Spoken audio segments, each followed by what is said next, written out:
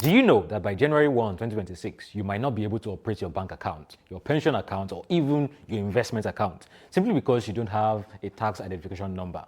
This is according to Nigeria's new Tax Administration Act, which is making a tax ID mandatory for almost every financial and business activity in the country. But there's some good news, sort of. According to Taiwo Oyedele, Chairman, Presidential Fiscal Policy and Tax Reforms Committee, that's just premium English for he's the one that helps the government collect tax properly. For most individuals, your national identification number, or NIN, will serve as your tax ID. For registered companies, the Corporate Affairs Commission registration number takes that role. And if you already have an existing tax identification number, it remains valid. So there's no need for unnecessary re-registration unless specifically required. It's also important to understand that the tax ID is not a physical card.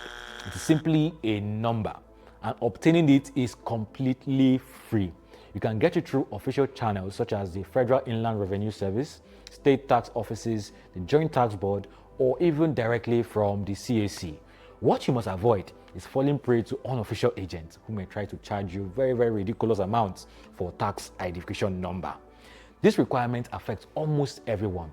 If you are an individual earning income at all, a business of any size, an NGO, or even a foreign entity operating in Nigeria, you are considered a taxable entity and you will comply.